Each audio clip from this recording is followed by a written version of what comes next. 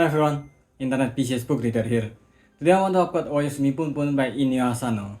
I've mentioned Oyasumi Punpun a few times and how I've been wanting to make a video on it, and I don't want to be like that guy who kept procrastinating about it, so I thought, yeah, let's do this. Let's finally talk about this story.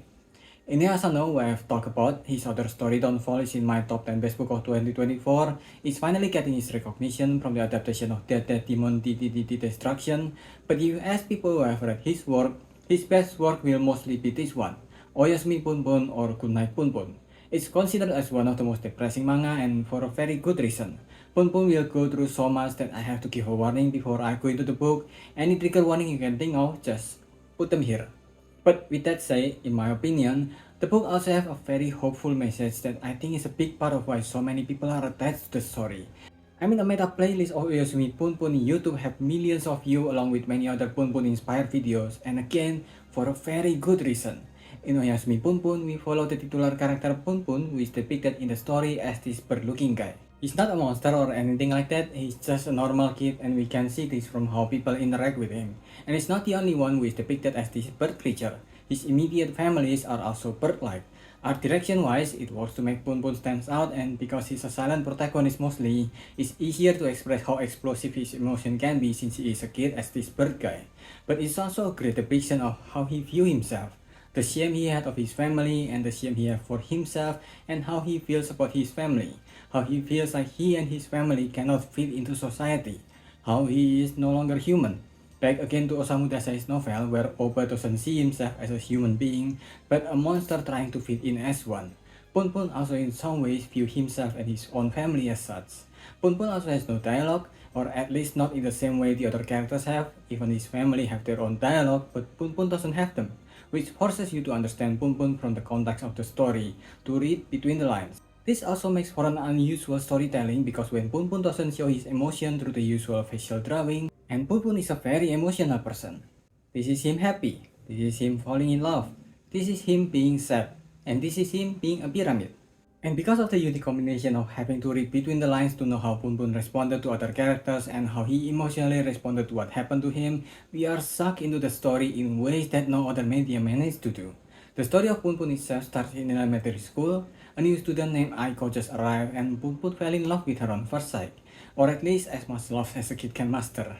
He went back home following her and is able to walk her home after awkwardly lying that his home is also in the same direction.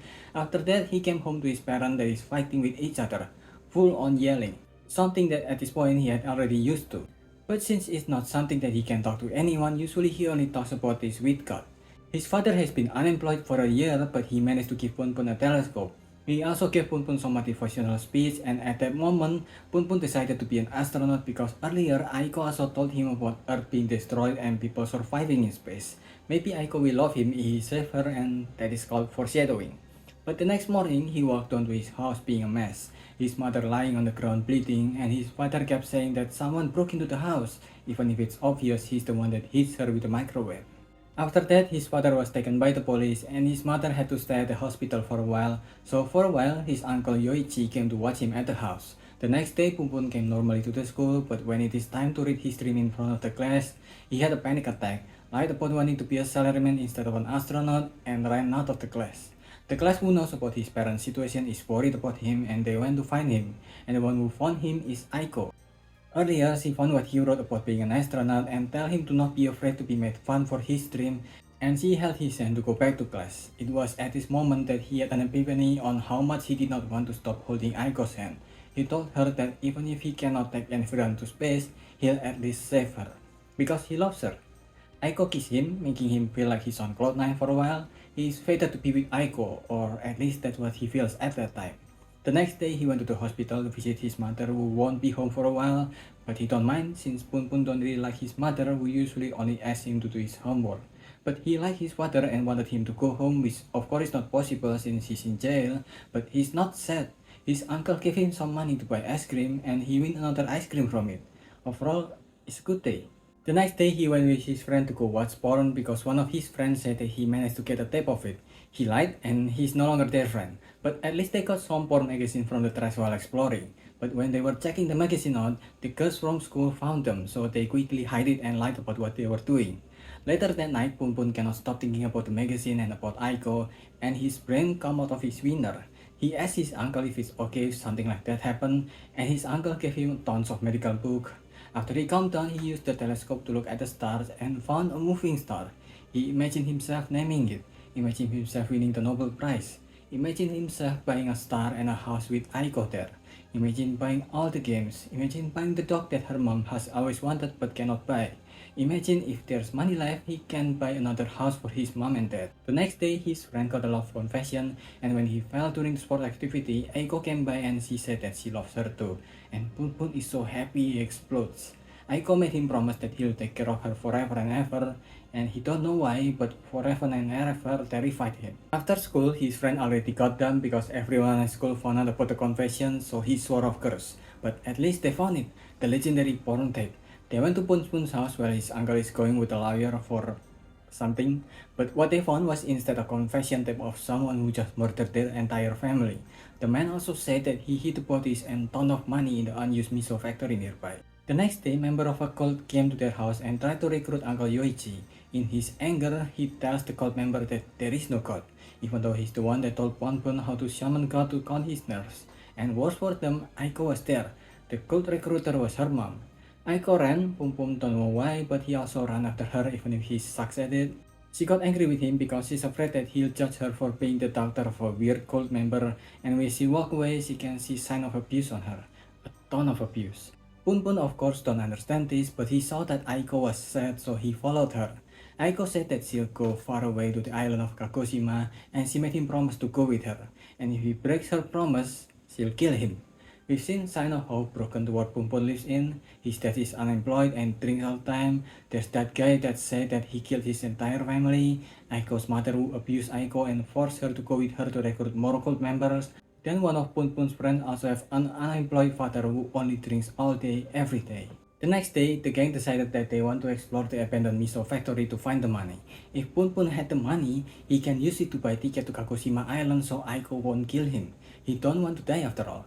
And on their way to the factory, they met the girls and Aiko decided to join their adventure. They went around the factory until Seki, the guy who is angry with his father, took it out on his friend hurting Punpun. He apologized and then they saw a suspicious man in the background. So they cannot stay mad at Seki for too long because they had to run. But Punpun and Aiko got separated during their run. When they went to look for help, Seki, who's been smoking all this time so he can feel tough, accidentally starts a fire. Everything is in chaos as the man got closer to Punpun and Aiko, and worse, Punpun has been holding his pee since they arrived at the factory. So in his most desperate moment, Punpun passed out. When he was out, Punpun remembered a lot of his parents' fight. He remembered his mother saying she wished she never had a baby. He remembered one day she took him to the ocean wanting to end their lives there. He remembered not being able to make friends until this group calls out to him. He remembered his uncle finding him when he was lost after trying to run from home and teaching him the spell to call God. He remembered when their family was happy, when his father just took out a loan to buy a house and is working towards paying for it. He remembered his family, normal, regular, happy family. Then he woke up. His friends were out there and he saw the stars. They went back home looking at the stars. Punpun might not be able to pay to go to Kagoshima with Aiko, but he sure wants to experience looking at the stars like this again. Eventually, the day that Punpun promised Aiko to go to Kagoshima arrived, and Punpun still doesn't have the money for the ticket yet. But his mother jumped off the third floor of the hospital, so he had to go to her, abandoning Aiko who is waiting for him. Punpun's mother and father comes back home, but Aiko now hates him and everything is a mess. He wishes he was an adult now that he's more free and he could just fly off somewhere. He don't know why, but he is so sad and he just wanted to cry, so he cried. 2 years passed and Punpun is now in middle school. His father has left their home to go back to his hometown, and for the past 2 years, Punpun has never talked or made eye contact with Aiko. Aiko's now going out with his friend, but Punpun have never moved on from Aiko. He had a small chance of window where Aiko wanted to get back with him because his boyfriend is a regular happy guy who is better without someone as broken as her. Punpun is not sure why, but he let Aiko go at that time. During this moment, Punpun's uncle also started a new relationship with a woman who believed that she can fix him, but she can't. He cheated on her a few years later when Punpun was in high school and ran away after she tried to forgive him. It's because of this that his aunt raped him. This would be the first time Punpun will get very close to ending his own life. Thankfully, he didn't do it. He did risk going down a darker path in his life, almost becoming an incel, but he didn't. He kept trying to move forward. That's why he kept meeting new people as he grew up. Punpun came from a very broken family. At their worst, his father is a deadbeat who's all talk and no action, who only wanted to appear good without being good. His mother is a person who is so lonely that she can only see Punpun in the worst light because he reminds her of how unhappy she is. His uncle is another deadbeat who is so self-centered that he did not make any effort to better himself as a person and use his own weaknesses as an excuse. And yes, Punpun do have some of the worst qualities of these people. In high school, when he realized that the things that he imagined as a kid was unrealistic, he too lashed out to the people he knew and almost made an unforgivable mistake. But he kept going. He experienced loss when his mother died after a long battle with cancer, and in a way, he also lost his father who is still alive because he has grown up and sees his father as the piece of shit that he is. He can just sit still and wallow in loneliness and despair, and for a while he did do that. He closed himself from others even when they reached out to him, but he kept moving despite that, and that's how he met Nanjo, the girl who will push him to do more, to be more. And Punpun like having people expect something from him. It makes him less lonely as a person. That's why he always works his hardest to meet their expectation. That's why eventually he managed to come out of his shell. That's why he eventually go out with Nanjo. He can still be very depressed, and there are nights that his self-worth hits rock bottom, but he still kept going, kept moving. Life still hits him hard. If anything, it is much harder now that he's an adult. There was a moment when his dreams seemed to stop in place. He saw good people suffer the worst pain. He can't forget Aiko, and it caused Nanjo to have sex with her ex that made her pregnant. Then he tried to change himself, to force himself to be this cheerful guy, which didn't work because that's not who he is. Punpun is an awkward guy who is always unsure if he is doing the right thing the right way, but he is trying. That's what separates him from his parents. He is trying. This aspect of Punpun is often overlooked, especially at the end when he is going down the path of ruin because he met Aiko again and they killed her mother in self-defense. But there was a part where his friend revealed to Nanjo that they think the world of Punpun. They see him as a hard worker trying his best. They see him as a caring person who is trying to make sure people in pain are not alone. He is trying his best to learn something that someone suggested for them to learn, even if they suggested them in not a nice way. And it is because he is who he is that he is now going with Aiko to Kagoshima, hoping to find an answer that did not exist on how he could maybe save her. He cannot save her, because how do you save someone who is already broken beyond saving? The most he can do is just be there with her until the end. But Punpun is not Aiko. He genuinely tried. Most of them are awkward at times, but he did try. That's why Nanjo was there to catch him at the end of his journey with Aiko. That's why I said at the beginning that this is a hopeful story, that even if it can be awful and horrible and depressing, you can still give some meaning to life. Find beauty in it in glimpses of moments. You can see at the end how life goes on for Punpun and for the world. Nanjo and Punpun will eventually wrote a manga that is Goodnight Punpun. The author is not exactly subtle with the hints. Punpun is no longer alone. He has built genuine connection with good people who see him as a friend despite all his flaws. And at the end of the story, the son of his uncle, Sora Onodera, is no longer a bird. We see him start his own story that is similar to how Punpun met Aiko at the start of this story, but he is depicted as a human being, a symbol of hope for the future. And that is Goodnight Punpun. It's sad, it can be depressing, but like Pandora's box, there is hope at the bottom of it. It's why around 2020, before I started this channel, I made this book into my top 10 book, which is kinda crazy how I read this book in the middle of a pandemic because I was not in the healthiest state of mind at that time. If you have been dreading reading this because you only heard that it is depressing, you've just heard the surface level depiction of the book. I highly recommend this book if you're open to the kind of story it is trying to tell.